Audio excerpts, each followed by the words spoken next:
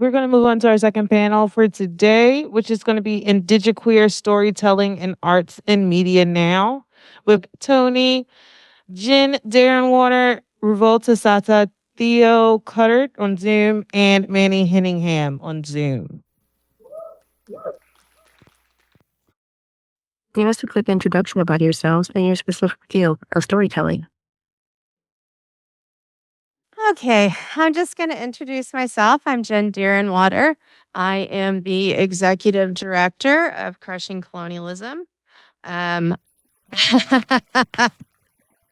I'm the ringleader of this circus. um, so I'm an enrolled citizen of the Cherokee Nation of Oklahoma. I am bisexual, two-spirit. I am multiply disabled and severely immunocompromised. So thank you for those wearing masks. You are helping keep me alive. Much appreciated. I live here on Piscataway lands, and I'm also a freelance journalist. I write, I do some photography, and yeah, I feel like that's kind of it for me. Yeah. My name is Revolta Sata. I'm Halpular and Arawak, and I'm living in Dakar, Senegal. I'll be performing on Sunday as well, some of my music. And yeah, I'm an artist, performance artist, anything that involves art, whether it's using your hand, using your voice, using your body, just expression of the self. So yeah.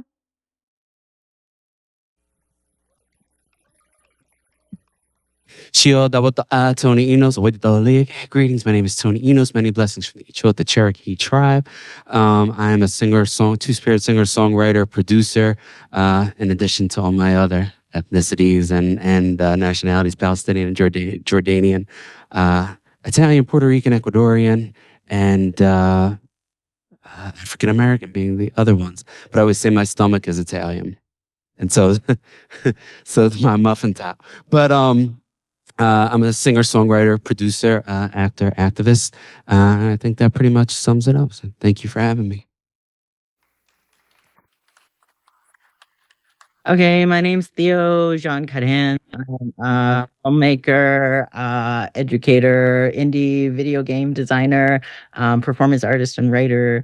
And I'm Nehia Napahigan, which is a Plains Cree trans man.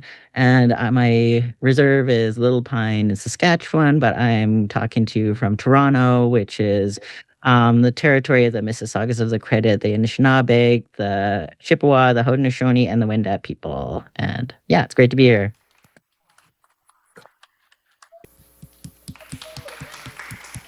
So I'm Dr. Mandy Henningham. I was on the earlier panel as well. My pronouns are she, they, and I'm a bi non-binary neurodivergent academic from the University of Sydney down here in so-called Australia.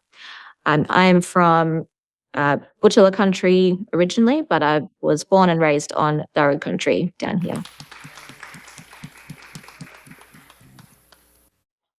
Each of you work in different fields of storytelling and creative industry. Describe how your particular work advances traditional Indigenous storytelling, particularly for Indigiqueer people, and some of the challenges you face.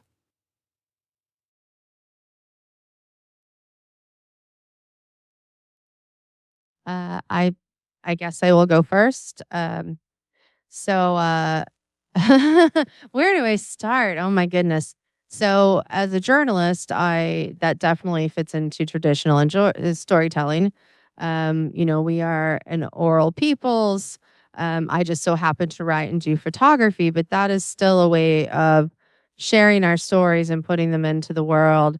It's about writing about the news and the things that are happening in our communities that no one else cares about. And sadly, that also includes some of our native press that doesn't care about our Indigiqueer relatives, including, sadly, my own tribe and our paper, Cherokee Phoenix. If you look at a lot of our tribal newspapers, it's as if us two-spirits and Indigiqueer people just don't exist. And if you look at the other media, Indigenous people don't exist and Indigiqueer people don't exist. And then if you start breaking down into being from other countries, speaking other colonial languages, if you're disabled and so forth, like you matter less and less and less.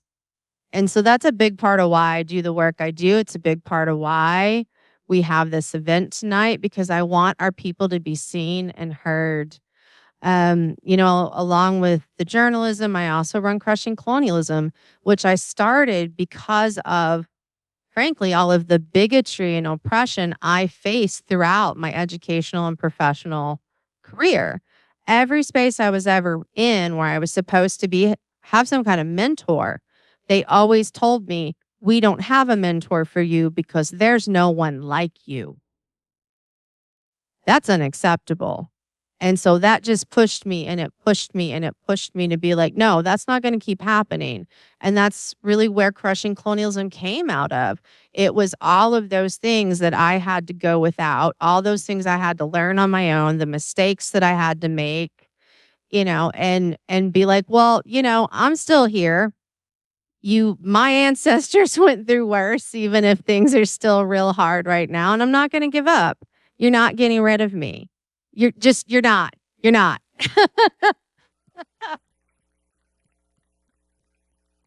And so I feel like I talked a bit about why I do what I do, a bit of the challenges. I will also say some of the challenges that those of us in the nonprofit industrial complex are facing right now, especially those of us who are running BIPOC, queer, indigenous, etc. organizations that fall under so-called DEI.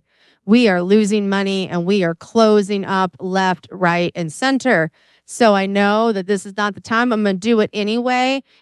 Make a donation and make it a monthly donation. We have QR codes all around here. We also have some really big donation prize bundles. So if you donate certain amount, you get all kinds of stuff.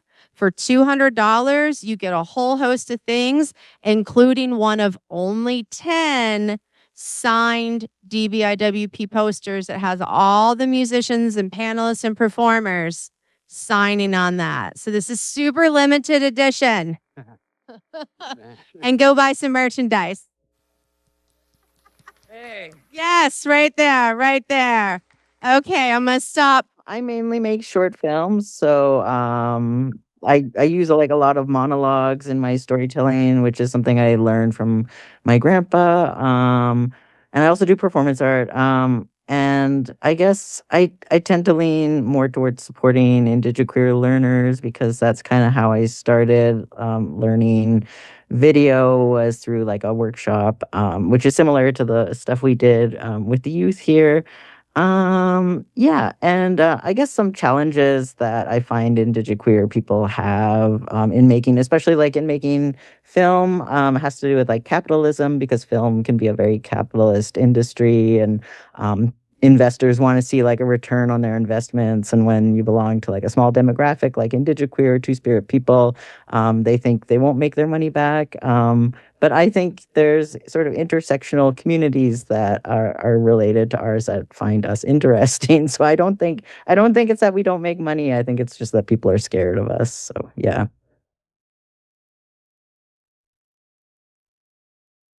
I find that some of the challenges that I've experienced in doing research with other Indigenous queer people is that sometimes it can be really hard to find each other, and so that's sort of step one is trying to actually locate where we all are, and also encouraging people to open up and share stories is so important, but can be really challenging for a bunch of reasons.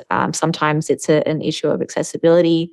Sometimes it's, a lot of the time it's because there is so much distrust between Indigenous people and research, and also queer people and research. So then when someone is Indigenous and queer, it can be very vulnerable, opening yourself up to research, which is why I try to use as many decolonizing approaches as I can in my research, to make sure that people are feeling very supported and comfortable.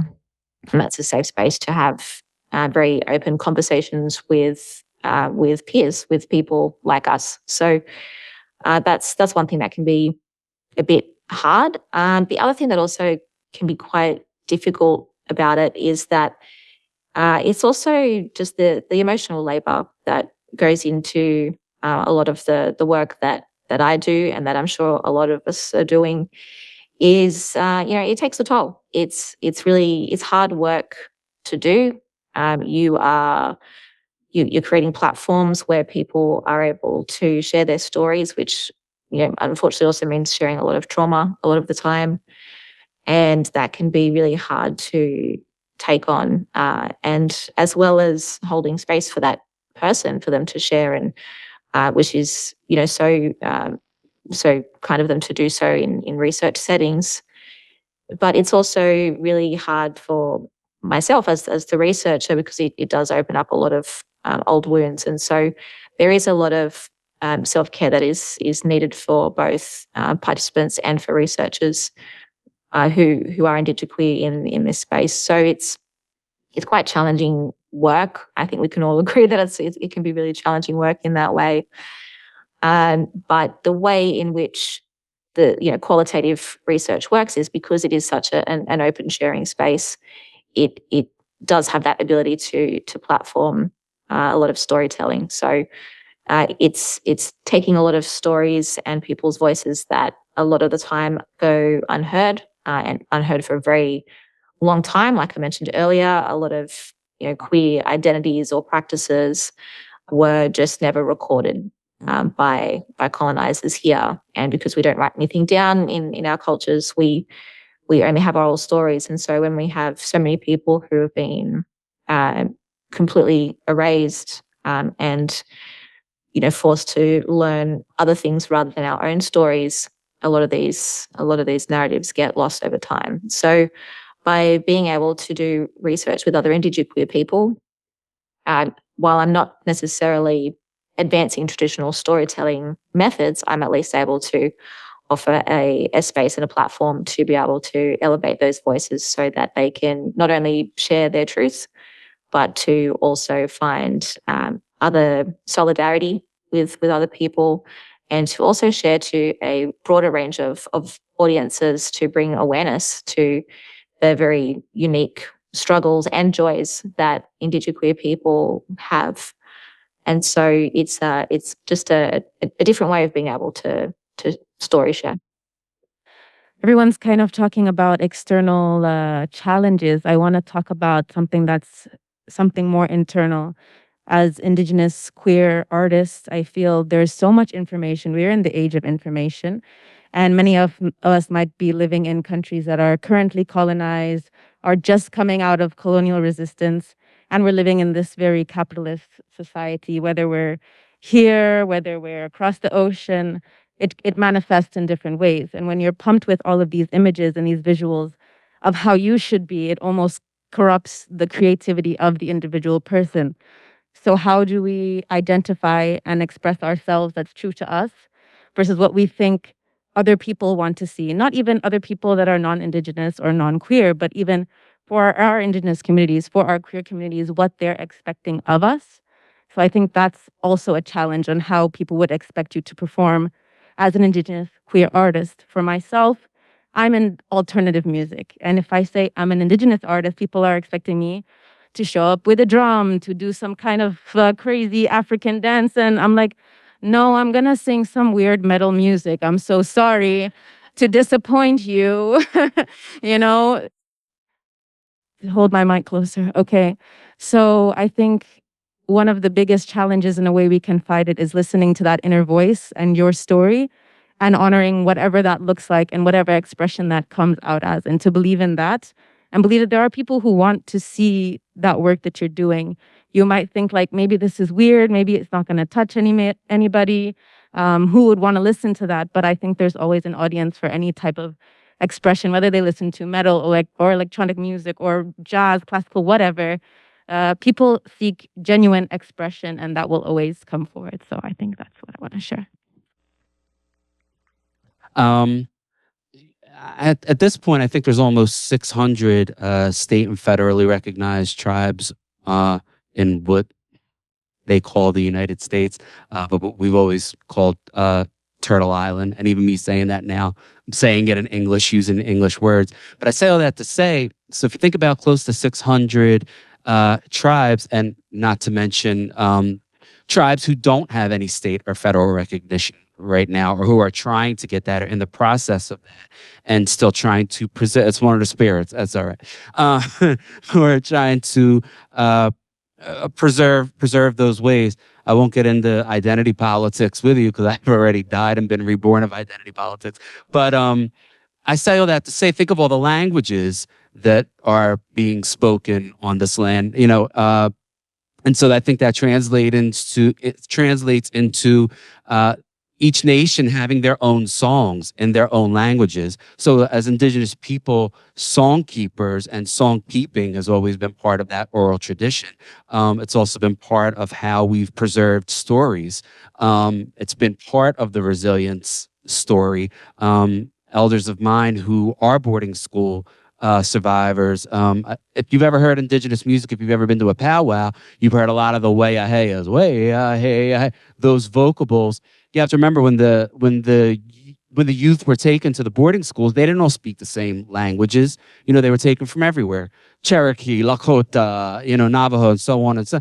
And so they didn't all speak the same language. And that way-ah-hey-ah was a way for them to still sing and still keep that tradition and still keep moving and to preserve that tradition of song keeping. So to me, as a singer and songwriter and producer, my heart goes directly to that tradition. I'm a pop musician, but really, I do personally enjoy sort of the melting.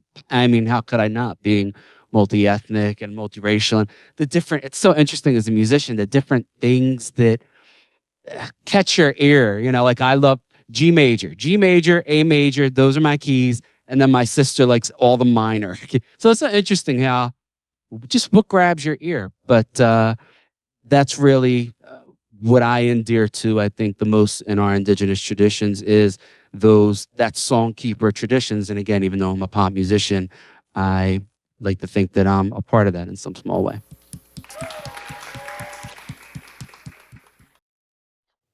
Why did each of you decide to take part in the DBIWP Planning Council and these events? Talk a bit about what this experience has been like for you. How has it tied to the storytelling of your people and the lands and colonized nations that you are from?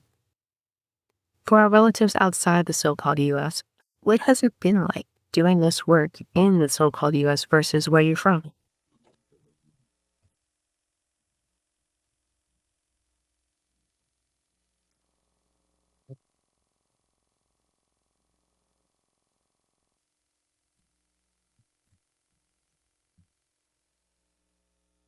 Quickly, I guess I'll just say, like, if we don't do it, it doesn't get done.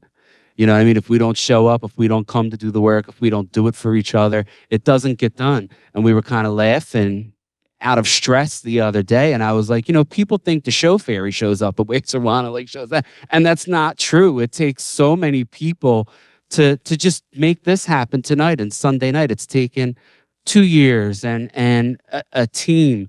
And community organizing isn't easy, and coins, Monties. So yeah, I think that could be one of the biggest challenges for me. Again, the opportunity to reach out and have community. I think as important as Indigenous music has been and the storytelling through that, for me, queer music, making queer music for queer people, singing and writing about queer experiences. When I was a kid growing up, I tried to emulate what I saw on TV, which was a very heteronormative. The first boy that I liked, that I had my little boy crush on. I said to him, if I was a girl, would you like me? And he said, yeah. So we lived the next week that way until my cover got busted. But the thing was, I didn't want to be a girl. I was just trying to survive in the world, in what I was seeing, that heteronormative environment. Nobody told me that I could be gay or that was an option or how to be gay. So again, representation matters, representation matters, representation matters. So for me, making queer music, writing about queer experiences for queer people, and of course anybody else, that's what matters. That's one of the cornerstones of my artistry. I think it goes back again to the story that you shared, Jen, about when I can't remember, was it your advisor? You were looking for someone to mentor you. You know, if you're living in a world that you don't see yourself in, how can you make sure then for the future generations that what you lacked will be available to them? So I think showing up for yourself also helps to show up for future generations to just thinking of this as well. Yeah. So I started the planning council. December 2022 is when I made the decision that we were going to do, Crushing Colonialism was going to do something really big for World Pride. I wanted something big and fancy that honored my relatives because I'm tired of us always being relegated to the rec rooms, the basements, well, we got you $500 and that's all you've got. Or we have the money to fly you here, but we're not going to pay you. We're paying everybody here. Everyone is getting paid. I refuse to ask anyone to work for free. I wish I could pay more, but everyone gets paid because we don't expect white, straight, cis, able-bodied men to work for free. So why should any of us, you know? And so when I was putting this council together, I really thought about like, well, this is World Pride. We need to be international. And so I really thought about and spent a long time over the years building relationships with people in the arts community, the media community, indigenous and queer communities, and so on. And so it just kind of came together with these really amazing people who all come from different backgrounds. They're from different parts of the world, different tribes. They have different artistic and media and journalism practices. I really wanted I hate the word diverse or diversity because of how it's been co-opted, but I really wanted a well-rounded group of people. And by having this well-rounded planning council, that also helped us to bring in more musicians and drag performers and filmmakers and so forth, and really reach more of our Indigenous relatives. Because while each of us is different, our tribes are all different. We have different languages, we have different governing bodies and so forth. There is a common experience around colonialism. And I wanted us to have that place because representation's important, but it's never enough. And so, yes, we're here for arts and media and a good time, but also this is about revolution. And I do not want that piece to be left. This is about tribal sovereignty. This is about the first pride being two-spirit people on these lands across Turtle Island, Abiyala, fighting the colonizer, just right down to the Compton cafeteria riots, to the first brick thrown at the Stonewall riots. This is revolution and a riot, and it is resistance and it is joy. And with that, I want to pass it off to Mandy or Theo because I want to make sure that we are honoring them because they have both been very involved in this process. I guess I got involved. Jen asked me, and I was interested in supporting the community, the Indigiqueer Two-Spirit community around the world. I wasn't able to come because I'm trans and my identification is an issue at the border right now with America. So a bunch of reasons I did not come.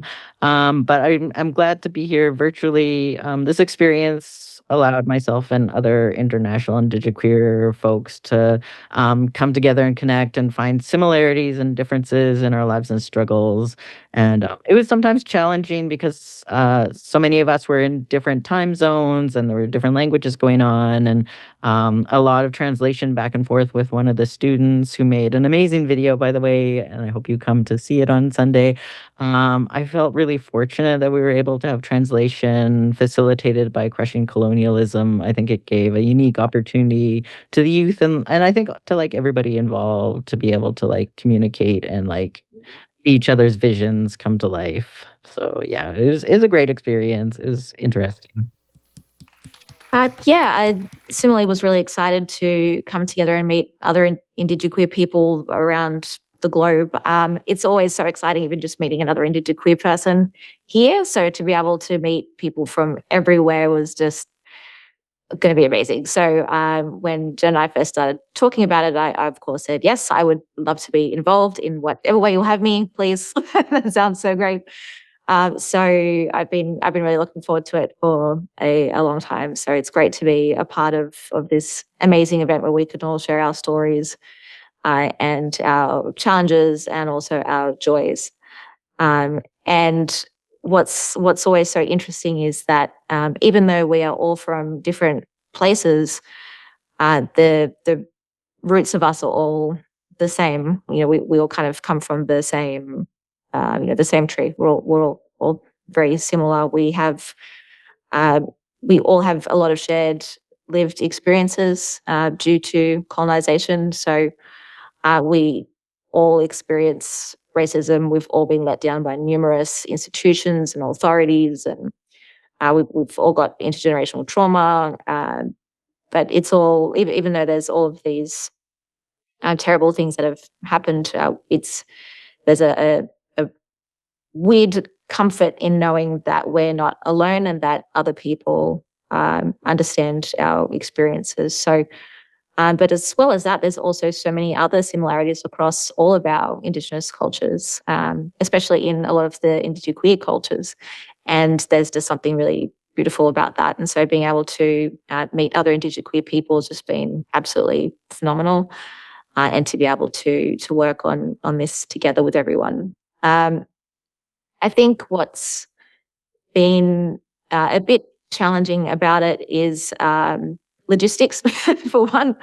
I'm obviously going to online rather than in person for reasons that I can't really get into too much. But it was going to prove to be a little difficult to get there, and it was decided on my behalf that I could not attend in person. So. But I'm still able to be here online, so I am very excited to still be joining everyone one way or another. In terms of what's different between, kind of seeing everything that's happening there where you all are and what's happening here, it's obviously the political climate is very different. When Jen and I first started talking about this all coming together, it was pre-election, and there was some questions raised and concerns, and but what's been really admirable is just how much everyone was so determined to keep charging forward, and I love that about all of our collective people, is that nothing's ever going to really stop us. We're always going to be here. We always have been here, and we'll continue to always be here. But kind of watching all of this from a distance, I get to hear everyone's day-to-day experiences of what's happening over there. And then, being all the way down here in the future in so-called Australia, we're just sort of watching this wave of political change happening, and it's slowly kind of moving outwards. And so it's, came for the UK, and then we were having an upcoming federal election as well, and we were all quite concerned about how that was going to go, given how it was going everywhere else in the world. But we're feeling very lucky at the moment, because we, as a collective of many countries under the one so-called Australia, decided that we weren't going to be having any of that right-wing attitudes down here. So we voted in our more centrist left politician, Albanese. So and then the rights kind of completely folded as well. So there's a nice sense of regeneration and strength that's kind of coming here at the moment. And so it is giving us that beacon of hope. So that's what's really been quite interesting, is seeing that difference happening sort of slowly over there with the real life everyday experiences that's occurring, and watching it sort of slowly spread across the world, and then seeing how we as a country have responded. On a more individual level, of course, there's been a lot of other things that's not so great. There is, of course, a lot more hate and things being spread, but when that comes, we also all stand together a lot more and just become stronger. So that's sort of where the work has been quite different, seeing it all impacting people in different capacities and different degrees of closeness. I suppose, yeah. Let's talk about indigenous joy. What are some of the examples of art, media, or other storytelling work and relatives that you're living for these days? Well, first, I must say I'm loving the Hall No t-shirt. If y'all don't know this issue and movement, you got to go look it up. And just quickly on that, back in, I think it was 2021, I wrote an article for Truth Out and for the Disability Studies Quarterly Journal that was all about environmental destruction, climate crisis, and its impacts on health and disability of Indigenous people. And I did talk about the issues of uranium, both within the Navajo Nation and on the lands known as Australia. So there's a lot there that connects. Now, to actually answer the question, well, first, I'm going to start with my dress. Yeah, right here, this dress. Woo! It is from 49 Design. They are out of so-called Canada. It's autistic, native, two-spirit owned business. They make their own beautiful fabrics. I am loving this dress. So that's number one, because we need to remember our clothing is also storytelling. So I think that's a big one.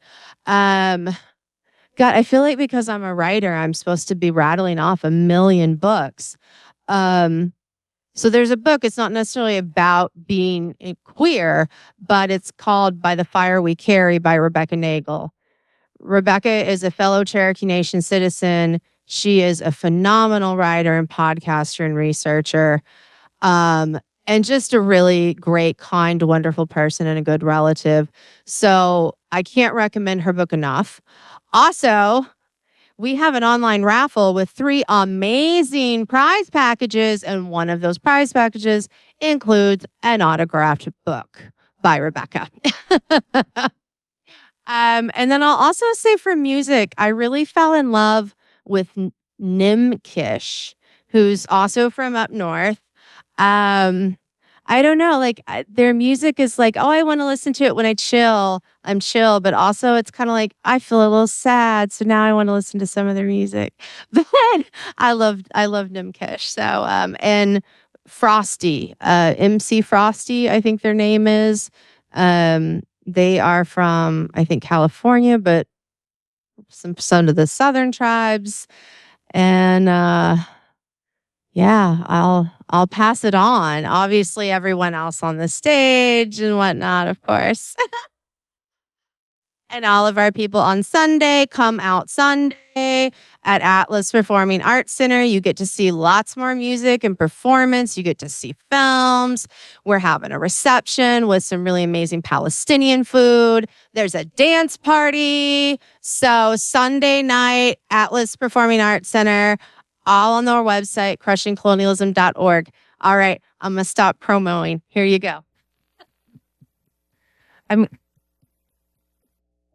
going to shamelessly plug and go back to the dance party because I'm going to be playing the music. So all of the music will include Indigenous queer artists internationally. So this is going to be the live action of Indigenous queer joy, like who inspires me. That will be an hour of the things that inspire me. All of the weird, amazing, fantastic, But okay, live performance, abrupt performance will be happening halfway through the set. How about that?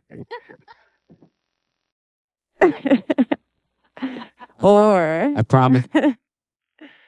I promise not to fall up the stage Sunday night. but You know, but down this time. Huh? But down the stage. Yeah, I'll go down this time. Mic check. This one's better. Yeah, okay. I will say joy is a choice. So queer joy is no different. You know, you got to work at being happy just like you work at being miserable. So joy is a choice and queer joy is a choice, especially in the current political climate. I will say joy has been difficult.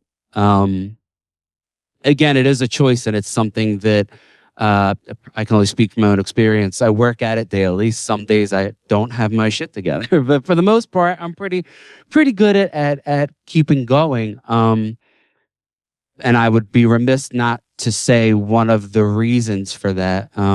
It's difficult to see people suffering in other places. 5 minutes. It's difficult to see people suffering in other places and try to access joy here. So that said, free Palestine. Do it today. Do it today. None of these things have to happen. And I think if you believe in a dogmatic existence, you will see evidence of your thinking everywhere you go. None of this has to happen. And it is so difficult to access joy when people are being genocided. I believe in Israel's right to exist. I just don't think that they have to genocide an entire people to do so. Like, I don't think any other country or nation or what have you needs to genocide anybody else to exist. We're here together, and that's the way forward. Together. Free Palestine. Do it today. And free the Congo. Yeah, I guess also free Palestine, and the people bringing me joy are Walter Scott, who's a comic book artist, made a graphic novel about an artist named Wendy. Also Ariel Twist is a great trans poet. Jeffrey Gibson's a two-spirit artist who has a show on at Mass MoCA in Massachusetts, and yeah, so props to them. I've only got like 1 minute to talk about just how much indigiqueer joy there is. Fashion's a big one for me too. Obviously, my shirt is by King Creative, who are two sisters who do some amazing artwork.